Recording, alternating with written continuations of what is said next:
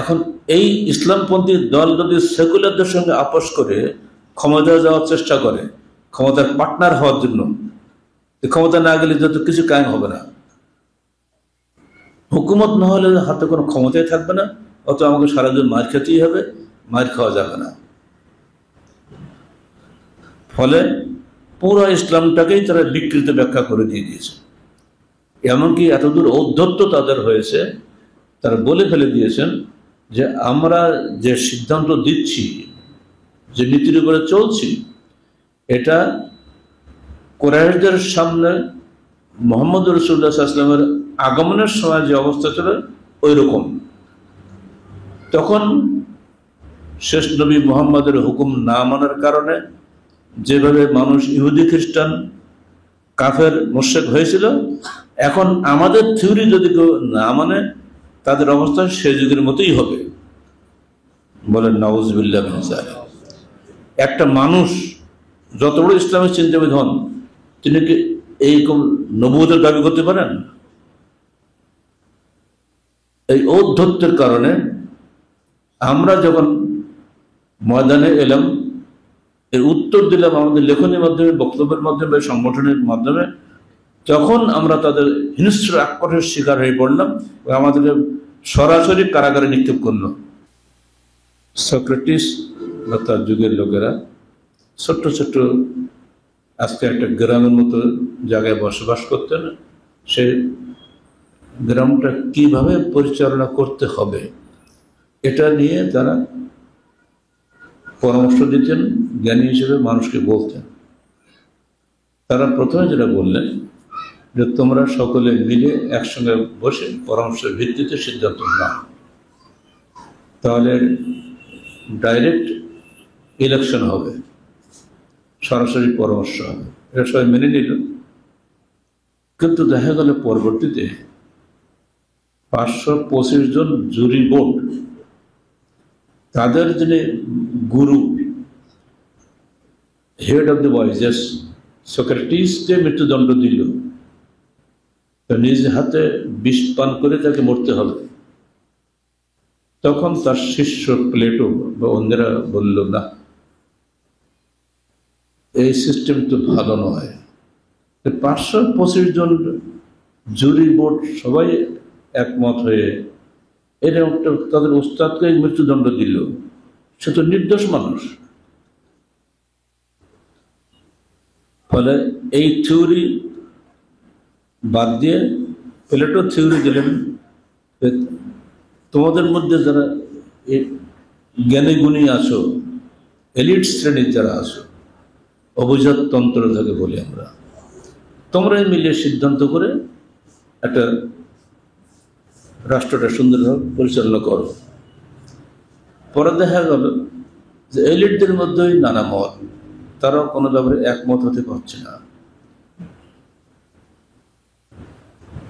শেষে তারা বলল, না, এ হবে না। অবশেষে আজকের যুগের ডেমোক্রেসিওয়ালারা, যারা বলে ডেমোস থেকে, ওখান থেকে ডেমোক্রেসি নিয়ে আসছে, তারা বলেন না, এই জনগণের প্রত্যক্ষ ভোটের মাধ্যমে যারা নির্বাচিত প্রতিনিধি হবে তারা যেটা সিদ্ধান্ত নেবে সেটাই ফাইনাল। সেখানে গিয়েও দেখা গেল জ্ঞানী যে কে কে তো বাছাই করা যায় না। অবশেষে সবাই সমান গণ্য হল। সবার পক্ষ থেকে যিনি হবেন প্রতিনিধি এবং সংখ্যায় বেশি ভোট পাবেন, তিনিই হবেন রাষ্ট্রীয় প্রতিনিধি। ফলাফল দেওয়া হলো তা এই যে পুঁটি মাছ আর ইলিশ মাছের দর সমান। 1 কেজি ইলিশ মাছ পরশু দিনে কিনলাম 2000 টাকা, আর চুনোপুটির দাম কত? কিন্তু ভোটের বেলায় দুটোর সমান, ঠিক না? ঠিক তো? ভোট দেন তো আপনারা, না? ব্যালট পেপারের সমান না? জ্ঞানীদের কাছে এই ভোটের 3 পয়সা মূল্য নেই। জ্ঞানীরা বললেন, না, কোনো জ্ঞানী মানুষ মানুষের দুয়ারে দুয়ারে যে ভোট ভিক্ষা করতে পারে না, তাহলে এই সিস্টেম চলবে না। কি চলবে কেউ বলতে পারে না। জ্ঞানীরাই বলছে যে কি চলবে আমরাও বলতে পারবো না, কারণ science gives us nothing but is partial knowledge. বিজ্ঞান আমাদেরকে কিছুই দেয়নি, কেবল জ্ঞানের একটা অংশ দিয়েছে। আমরা এখনো আলটিমেট ট্রুথ, অ্যাবসলিউট ট্রুথ কি, চূড়ান্ত সত্য কি, এটা আমরা বলতে পারি না। বোঝা যাচ্ছে আজকের বিশ্ব অনিশ্চয়তার মধ্যে ভুগছে। আসল সত্য কোথায়?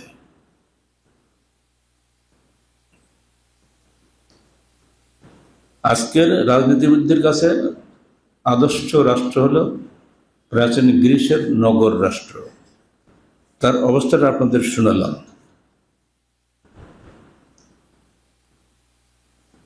অথচ তারা কখনোই ভেবে দেখেনি যে গ্রিসের মানুষগুলোর আগেও দুনিয়াতে মানুষ ছিল। তারা আদমের খবর রাখে না, নূহের খবর রাখে না, ইব্রাহিমের খবরও রাখে না। কারণ এই খবরটা জানবে কি দিয়ে? ইতিহাসটা জানতে হবে তো। সেই ইতিহাসটা তাদের কাছে ছিল না। লিখিত কোনো ইতিহাসটা সৃষ্টি হলো সেদিন, যেটা ইতিহাস আমরা এখন ক্লাসে পড়ি বা পড়াই। এর বয়স খুব বেশি বেশি 1 থেকে 150 বছর আগে। তাহলে লোক ইতিহাস না জানে মানুষ শিখবে কোত্থেকে? অবশেষে যখন কোরআন নাজিল হলো, কোরআনেই আমরা ইতিহাস পেলাম। আদমের খবর পেলাম, নূহের খবর পেলাম, ইব্রাহিমের খবর পেলাম। অভ্রান্ত ইতিহাস। কোরআন যদি এদেরকে এই বিষয়গুলোকে আমাদের না বলতেন, নূহের প্লাবনের খবর না দিতেন, যে এখন যারা পৃথিবীতে তোমরা বসবাস করছো, তোমরা সব নূহের প্লাবনের নৌকায় ওঠা সেই মুমিন মানুষগুলোর বংশধর মাত্র, এই কথাটা যদি কোরআন আমাদের না বলতো, জীবনী করে জানতে পারতাম। এখন হিন্দু, মুসলিম, বৌদ্ধ, খ্রিস্টান যাই বলেন, সব কিন্তু মুমিনদের বংশধর। এটা কেউ কাফের বংশধর না। শয়তান তাদেরকে বিভ্রান্ত করে নিয়ে চলে গেছে। সত্য মিথ্যার মানদণ্ড না পেয়ে বাংলাদেশে একসময় তত্ত্বাবধায়ক সরকার ছিল প্রায় 2 বছর, যাদের মাধ্যমেই আমরা কারাগার থেকে মুক্তি পাইলাম। দলীয় সরকার ধরেছিল, তত্ত্বাবধায়ক সরকার আমাদেরকে মুক্তি দিল। তাদের কাছে আমরা এই জন্য কৃতজ্ঞ। কিন্তু তাদের একটা ভুল ছিল এই, তাদের ভাষণ তখন আমরা প্রায় শুনতাম, আমরা জ্ঞান ভিত্তিক সমাজ গঠন করব। জ্ঞান ভিত্তিক সমাজ গঠন করে, এটা একটা ভুল চিন্তাধারা। কারণ জ্ঞান তো সবার সমান না। আপনার জ্ঞানে একরকম, আমার জ্ঞানে একরকম। অত নিশ্চিত জ্ঞান কোথায়? এইখানে গিয়ে তারা বিভ্রান্তিতে পড়েছেন। এটার জবাব আল্লাহ পাক কোরআন দিচ্ছেন।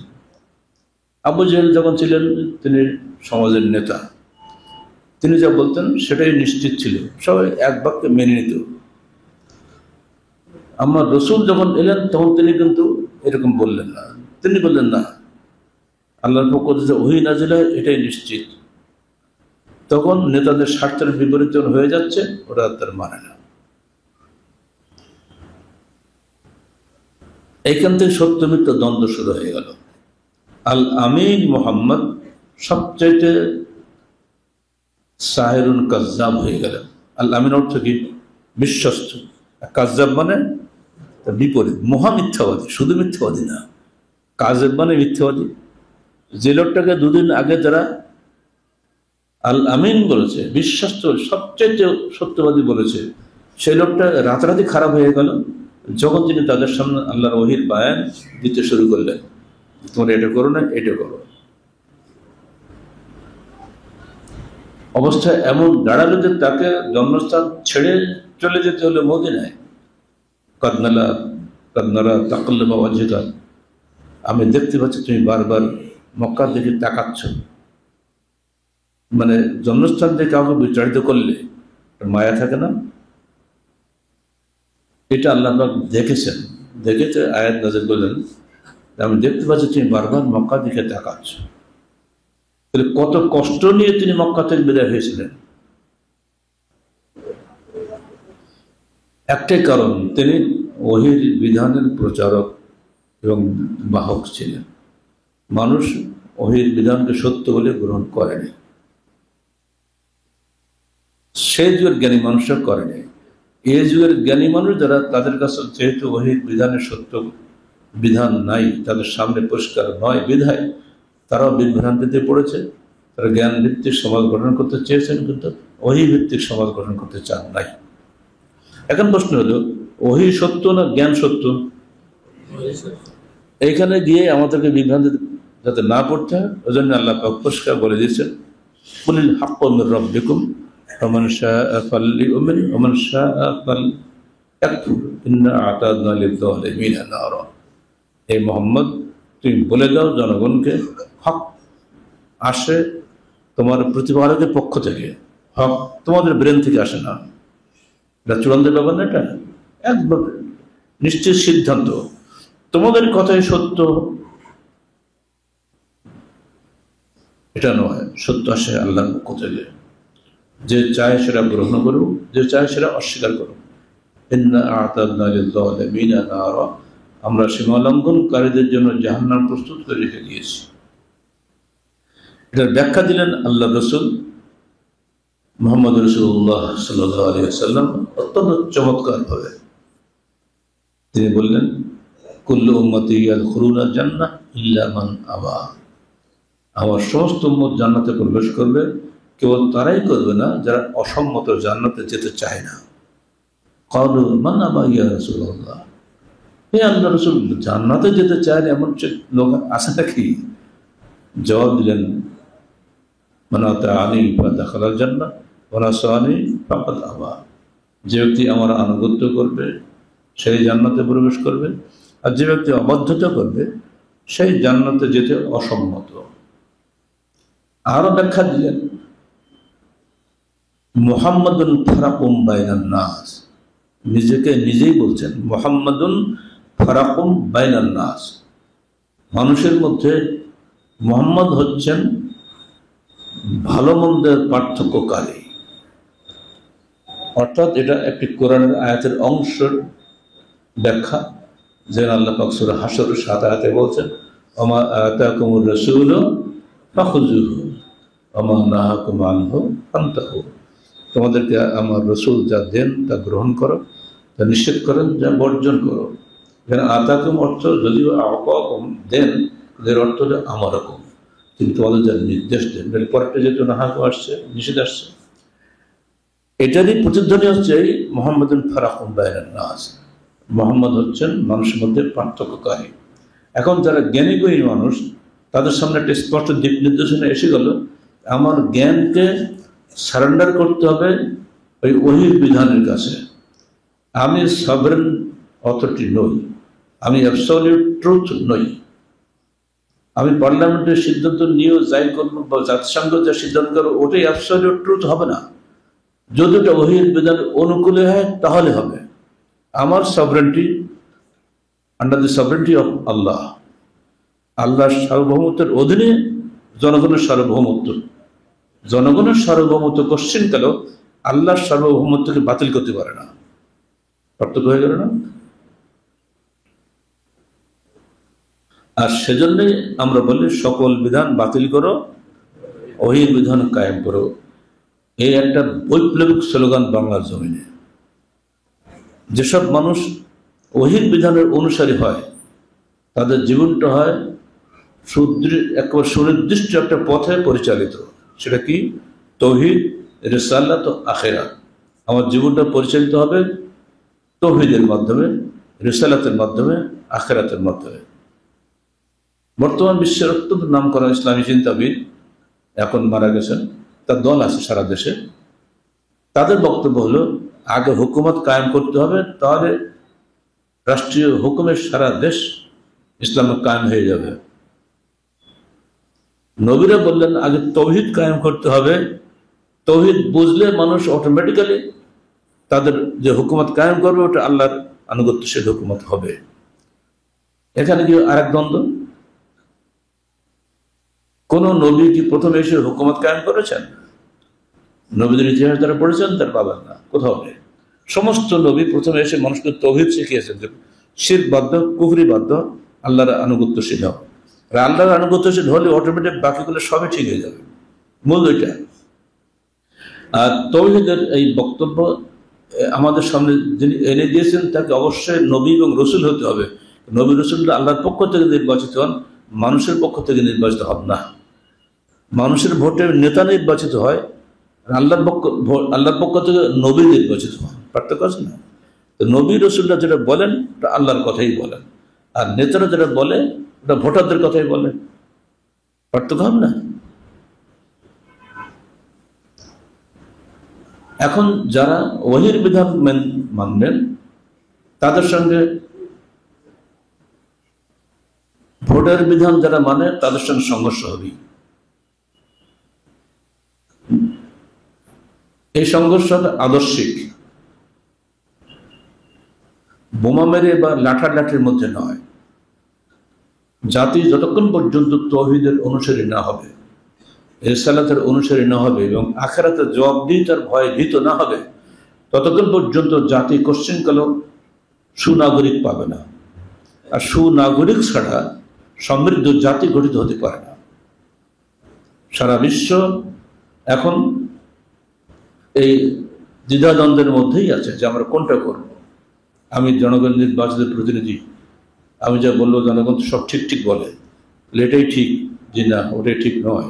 আপনি দেখেন, আপনার চিন্তাটা পেশ করেন হাদিসের সামনে, যদি সহিহ হাদিসের সামনে পেশ করে যদি মনে করেন ওটা ঠিক, তাহলে ওকে। আর যদি সহিহ হাদিসের বিপরীত হয়ে যায় তাহলে ওটা চিন্তার বিষয়। বাধ্যগত অবস্থার বিষয়টা চিরদিন পৃথক ছিল, এই জগৎ পৃথক আছে। বাধ্যগত অবস্থায় মৃত মাংস খাওয়া যায়, ওটা বিষয় ছাড়েন। স্বাভাবিক বিষয়ে, স্বাভাবিক অবস্থায় আপনি কোনো অবস্থাতেই ওহীর বিধানের বাইরে কোনো বিধান মানতে পারেন না। কারণ দ্যাটের ঘোষণা আল্লাহ রাসূলের, লা তাআতা লিল মাখলুকিন ফি মাসিয়াতিল খালিক। সৃষ্টিকর্তার অবাধ্যতায় সৃষ্টির প্রতি কোনো আনুগত্য নেই। দারুণ কথা না? সৃষ্টিকর্তার অবাধ্যতায় সৃষ্টির প্রতি কোনো আনুগত্য নেই। এটা আপনি যখন বিশ্বাসী হবেন তখন দেখবেন আপনার সামনে দুনিয়াটা কুসুমাস্তীর্ণ নয়, বরং বাধা সংকুল, পদে পদে বাধা। আগে ছিলেন আপনি স্বাধীন, মন যা চায় তাই করব, আর এখন কিন্তু প্রতি পদে পদে আপনার জন্য বাধা। তাই তো? এটা আল্লাহ রাসূলের বিধানের বিপরীত হচ্ছে না অনুকূলই হচ্ছে? তিনি বলেছেন জামাতবদ্ধ জীবন যাপন করো, এমনকি সফরে 3 জন থাকলেও একজনকে আমির নিয়োগ করো। এই হাদিস সবাই আপনারা জানেন, কিন্তু মানি না। জামাত হবে কি? যারা ইসলামী জামাত হবে, শয়তানি জামাত নয়। সারা বিশ্ব চলছে সেকুলার জামাত, বস্তুবাদী, যেখানে দুনিয়া মুখ্য। ঠিক আছে, দুনিয়া যদি মুখ্য হয়, আপনি টাকা পয়সা খানা পিনায় কোনো কিছুতে আপনার অভাব নেই, এরপরও আপনার মনে একটা অভাব আছে। এক্ষুনি যদি আমার মৃত্যু হয়ে যায়, মৃত্যুর পরবর্তী জীবনে আমার কি আছে? আমার চাওয়া পাওয়া তো শেষ দুনিয়াতে, কিছু পাওয়ার নেই। আপনি একজনকে দাওয়াত দিলেন, খুব খানা পিনার ব্যবস্থা করলেন, কি কি দিবেন? গরুর গোশ, খাসির গোশ, মুরগির গোশ, কোয়েলের গোশ। রাজশাহী আর কোনো গোশ পাওয়া যায়? হাঁস, মুরগি, গরু, ছাগল ছাড়া। খুব খেলেন, এরপর আপনার টাকা পয়সার অভাব নেই, পুরো বাজার ধরে কিনে আনতে পারেন ইচ্ছা করলে, কিন্তু এরপর আপনার চাহিদা তো আরো থেকে যাচ্ছে। আমার মরার পরে আমার সন্তানরা তো আমাদের দেখবেই না, তখন আমার কি উপায় হবে? এই চাহিদার উত্তর সেকুলারদের কাছে নাই। যারা বস্তুবাদী সভ্যতায় বিশ্বাসী তাদের কাছে এর উত্তর নাই। এর উত্তর আছে সির্ফ ইসলামপন্থীদের কাছে, যারা তাওহীদ রিসালাত আখরাতে বিশ্বাসী। এখন এই ইসলামপন্থী দল যদি সেকুলারদের সঙ্গে আপোষ করে ক্ষমতায় যাওয়ার চেষ্টা করে, ক্ষমতার পার্টনার হওয়ার জন্য, ক্ষমতা না গেলে যত কিছু কায়েম হবে না। হুকুমত না হলে হাতে কোনো ক্ষমতাই থাকবে না, অত আমাকে সারাদিন মার খেতেই হবে, মার খাওয়া যাবে না। ফলে পুরো ইসলামটাকেই তারা বিকৃত ব্যাখ্যা করে দিয়ে দিয়েছে। এমনকি এতদূর ঔদ্ধত্য তাদের হয়েছে, তারা বলে ফেলে দিয়েছেন যে আমরা যে সিদ্ধান্ত দিচ্ছি, যে নীতির উপরে চলছি, এটা কুরাইশদের সামনে মুহাম্মদ রাসূলুল্লাহ সাল্লাল্লাহু আলাইহি ওয়াসাল্লামের আগমনের সময় যে অবস্থা ছিল ওই রকম। তখন শেষ নবী মুহাম্মদের হুকুম না মানার কারণে যেভাবে মানুষ ইহুদি খ্রিস্টান কাফের মুশরিক হয়েছিল, এখন আমাদের থিওরি যদি কেউ না মানে তাদের অবস্থা সে যুগের মতোই হবে। বলেন নাউজুবিল্লাহ মিন যালিক। একটা মানুষ যত বড় ইসলামের চিন্তাবিদ হন, তিনি কি এইরকম নবুয়তের দাবি করতে পারেন? এই ঔদ্ধত্যের কারণে আমরা যখন ময়দানে এলাম, এর উত্তর দিলাম আমাদের লেখনের মাধ্যমে, বক্তব্যের মাধ্যমে, সংগঠনের মাধ্যমে, তখন আমরা তাদের হিংস্র আক্রোশের শিকার হয়ে পড়লাম। আমাদেরকে সরাসরি কারাগারে নিক্ষেপ করলো। কেন যে কারাগারে গেলাম তা আজও আমি বলতে পারি না। একটাই বলতে পারি, তাদের প্রচারিত আদর্শের বিপরীত কথা বাংলাদেশে কেউ বলেনি আমরা ছাড়া। এটা আমাদের অপরাধ হয়েছিল। সবাই তাদেরকে মেনে নিয়েছিল এবং তাদের সঙ্গে আরো বহু লোকদের জোট করে ক্ষমতার ভাগ নেওয়ার জন্য পাগল হয়ে গেছিল। ক্ষমতার হালুয়া রুটি ভাগ করার দুনিয়া আমাদের লক্ষ্য নয়, আমাদের আখিরাতে জান্নাত পাওয়াটাই মূল লক্ষ্য। কারণ আমার মনের চাহিদা মিটাবে সেই যে আমার আখিরাতে মুক্তি দিতে পারে, আর আখিরাতে মুক্তি দেবে আমার রসুল, তার রেখে যাওয়া কোরআন এবং সহিহ হাদিস। এর বাইরে আর মানুষের দেওয়া কোনো কিছুই সেখানে চলবে না। এইটা যখন আমরা ঢুকে পড়ছি, তখনই অন্যদের সঙ্গে সংঘর্ষ অত্যাবশ্যক হয়ে যাচ্ছে। এবং তারা ভাবছেন যে এটা যদি হয় তাহলে আমাদের কথা তো কেউ মানবে না।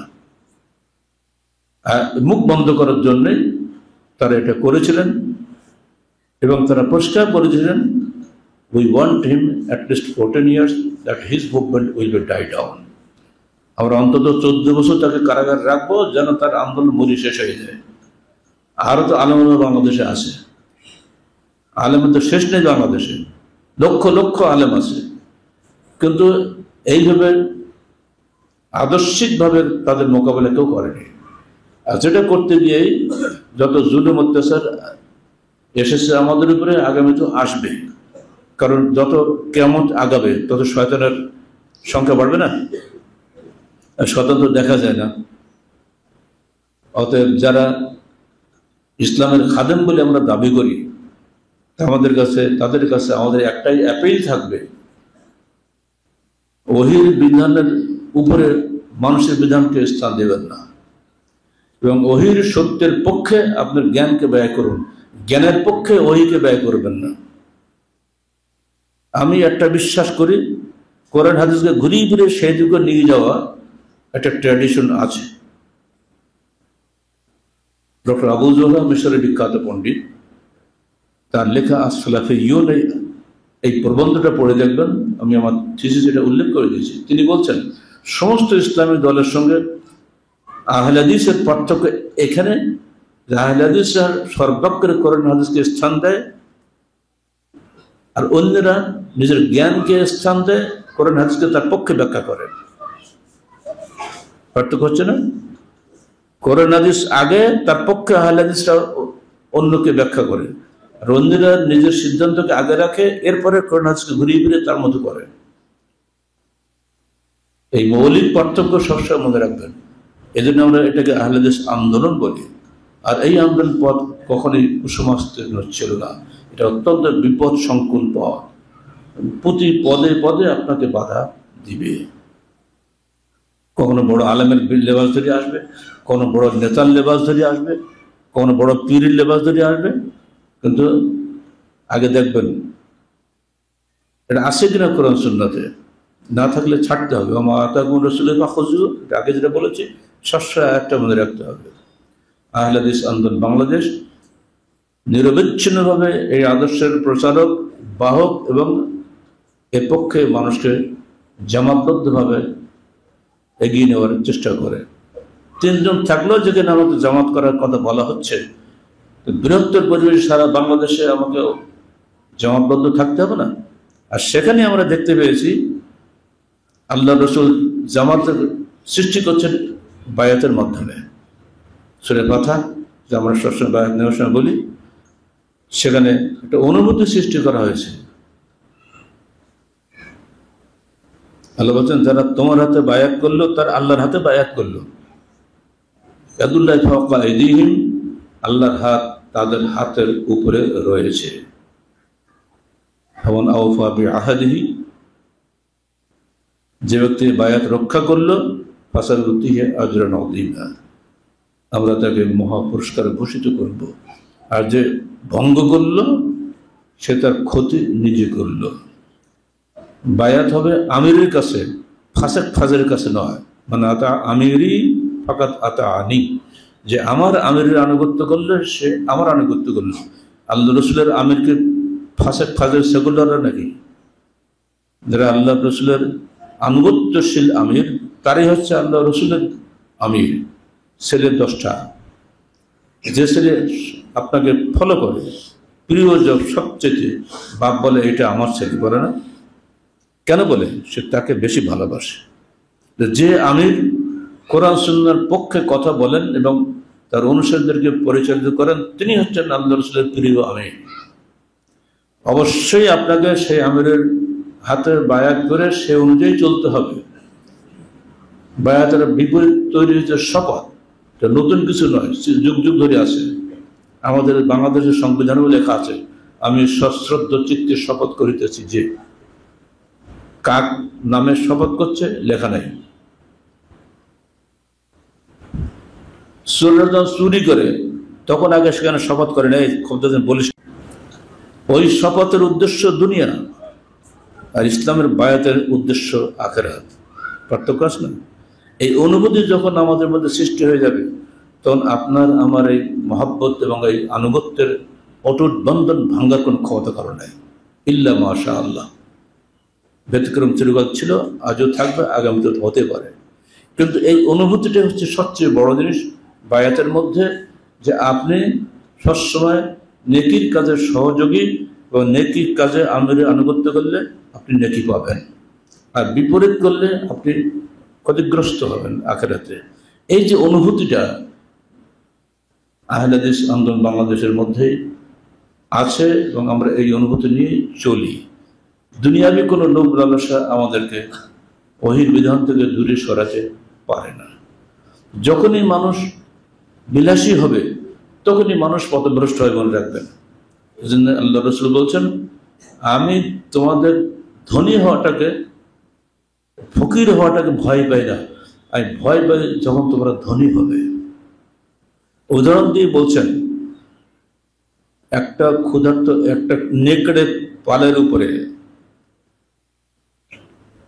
যে রাখাল বিহীন নেকড়ে পালের উপরে দুটা ক্ষুধার্ত রাখাল বিহীন ছাগলের পালের উপরে দুটা ক্ষুধার্ত নেকড়ে যত না বেশি ক্ষতিকর, তার চেয়ে বেশি ক্ষতিকর হচ্ছে যারা আমরা মানুষকে দুনিয়ার লোভ দেখেই কাজ করছি। সারা বিশ্ব চলছে এদিকে, আমাকে ভোট দাও, এই করব সেই করব, করো, আমার কি তাতে? তুমি রাস্তা ভালো করেছো, সুন্দর, মানুষের প্রশংসা পাইবা, কিন্তু আমার পরকালে কি অবস্থা হবে বা তোমার পরকালে কি হবে? এই শিক্ষা যদি বাংলাদেশে না আসে, তাহলে এই শিক্ষাবিহীন জীবনটা ব্যর্থ জীবন। মানুষ খুন হচ্ছে, বিচার নাই, চোর চোরটা ভরে গেছে সব। এমন কোন সেক্টর নাই যেখানে দুর্নীতি নাই। দুর্নীতিকে ঠেকানোর জন্য যাকে দেওয়া হচ্ছে সে আর এক দুর্নীতিবাজ। এজন্য আমাদের পরিকল্পনা মন্ত্রী বাধ্য বলে ফেলেছেন, আমরা জনগণের জন্য যদি 100 টাকা বাজেট করি, তারা 10 টাকা পায়, বাকি 90 টাকা সব মাস্তা সব খেয়ে ফেলে। কারা খায় তো উনি ইঙ্গিত দেন নাই, বুঝতে পারছেন কারা খায়, বাধ্যই বলে ফেলেছে তারা। এটা হবেই যতদিন পর্যন্ত যদি তাদের মধ্যে এই চিন্তা না আসবে, এটা জনগণের সম্পদ, এটা জাহান্নামের আগুনের টুকরা। জনগণের সম্পদে হাত দেওয়া মানে জাহান্নামের আগুনে হাত দেওয়া। এখানে একটি পয়সা যদি ক্ষতিগ্রস্ত হয় আমার দ্বারা, আমি আল্লাহর কাছে ধরা পড়ে যাবো, আমাকে কেউ ঠেকাতে পারবে না। ইবনে লুতবিয়া আল্লাহ রসুলের আমলে ওই রাজস্ব কালেক্টর ছিলেন। তিনি তাকে পাঠিয়েছেন, তিনি অমুক জায়গাতে সব খাজনাগুলো নিয়ে আসো, রাজস্বগুলো নিয়ে আসো, সাদাকাগুলো নিয়ে আসো, তোমার দায়িত্ব দিলাম। উনি এসে তখন মদিনায় জমা দিয়ে বললেন, এখানে এইগুলো আমার হাদিয়া আর এইগুলো হলো সরকারের রাজস্ব। হাদিয়া নেওয়া তো জায়েজ আছে। উনি সরল বিশ্বাসে বলেছেন এই কথাটা। এই খবরটা আল্লাহ রসুলের কানে পৌঁছে গেল। তখন তিনি মেম্বার উঠে বসে গেলেন, এই সবাইকে ডাকো। যারা একথা বলেছ যে এইটা আমার জন্য জনগণ হাদিয়া দিয়েছে আর এইটা সরকারকে দিয়েছে, তাদেরকে আমি বলবো যার যার বাড়ি চলে যাও, গিয়ে আগে যে দুম্বা চড়াইতে দুম্বা চড়াও, আর দেখি তোমাকে কোন বেটা হাদিয়া দেয়। কথা মিলল কথাগুলো? আপনি ওই পদে আসেন বলে আপনি হাদিয়া পাচ্ছেন, পদ থেকে কাল ক্যান্সেল হয়ে গেলে আপনাকে কে হাদিয়া দেবে? অতএব আপনি যখন কোনো দায়িত্বশীল হবেন, সরকারি দায়িত্বশীল বা পাবলিক প্রপার্টির কোনো দায়িত্বশীল হবেন, তখন আপনার জন্য হাদিয়া নেওয়া নিষিদ্ধ। নিলে ওটা সরকারকে দিয়ে দিতে হবে, আপনি নিতে পারবেন না। কথা বলছেন? এই যে পরকালীন অনুভূতিটা যদি আমাদের মধ্যে না থাকে, তাহলে যতই উপদেশ দেয় নসিহত করি কোনো লাভ হবে না। এজন্য প্রকৃত সত্য রয়েছে আল্লাহর ওহির মধ্যে, আর ওহির লিখিত আকারে আমাদের কাছে আসছে পবিত্র কোরআন ও সহিহ হাদিসের মধ্যে, যা জৈব নয়। শিরকি এবং বেদাতের মাধ্যমে কোশ্চেন করলে জান্নাত পাওয়া যাবে না। বেদাতি যতক্ষণ পর্যন্ত বেদাত না ছাড়বে ততক্ষণ তার দোয়া কবুল হবে না। এগুলো হাদিস আপনারা সব শুনেছেন এর আগেও। অথচ বেদাতিরাই আজকে বেদাতিদেরকে ভোট দিয়ে পাশ করে দিচ্ছে, তাহলে ওই কি সত্য হয়ে গেল? প্রশ্নই ওঠে না। তবে এটাই বাস্তব, দিন দিন বেদাতির সংখ্যা বাড়বে, কবর পূজারীর সংখ্যা বাড়বে, পীরের সংখ্যা বাড়বে, বিনা পুঁজির ব্যবসা বাড়বে। নাহলে কিয়ামত হবে কাদের উপরে? হাদিস বলে আছে কিয়ামত হবে যখন মানুষ সব নষ্ট হয়ে যাবে। দিন দিন সেদিকে যাচ্ছি। তবে এখন ঈমান বাঁচাতে গেলে আপনাকে অবশ্যই কঠিনভাবে কোরআন ও সুন্নাহকে হাতে দাঁতে কামড়ে ধরতে হবে।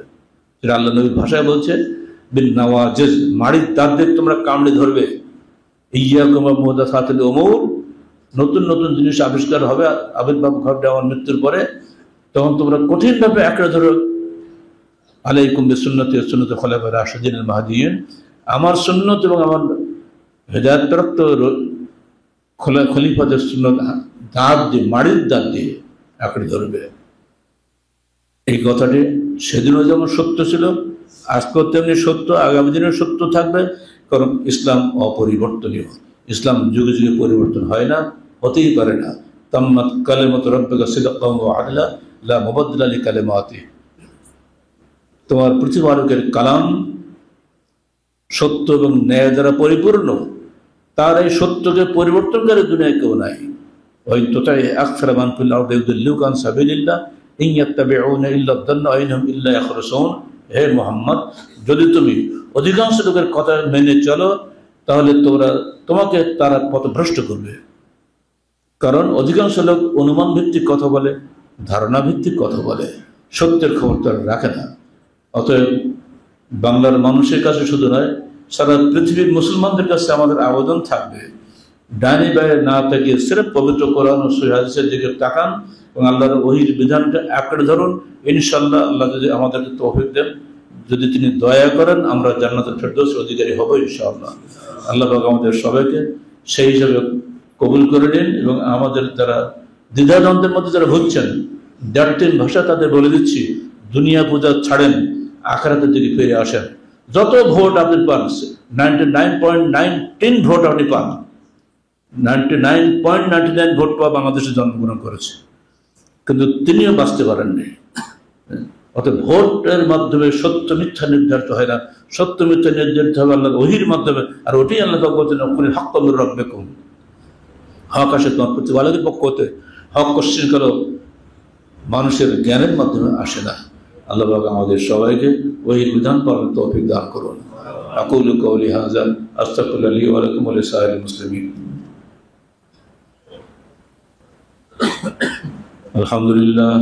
আলহামদুলিল্লাহ নাহমাদুহু ওয়া নাস্তাঈনুহু ওয়া নাস্তাগফিরুহু ওয়া নু'মিনু বিহি ওয়া নাতাওয়াক্কালু আলাইহি ওয়া নাউযু বিল্লাহি মিন শুরুরি আনফুসিনা ওয়া মিন সাইয়্যাতি আ'মালিনা।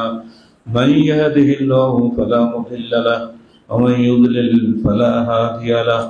ونشهد أن لا إله إلا الله وحده لا شريك له ونشهد أن محمدا عبده ورسوله إن الله وملائكته يصلون على النبي يا أيها الذين آمنوا صلوا عليه وسلموا تسليما اللهم صل على محمد وعلى آل محمد كما صليت على إبراهيم وعلى آل إبراهيم إنك حميد مجيد اللهم بارك على محمد وعلى آل محمد كما باركت على إبراهيم وعلى آل إبراهيم إنك حميد مجيد اللهم انصر من نصر دين محمد صلى الله عليه وسلم واجعلنا منهم وخذل من خذل دين محمد صلى الله عليه وسلم ولا تجعلنا منهم عباد الله رحمكم الله إن الله يأمركم بالعدل والإحسان وإيتاء ذي القربى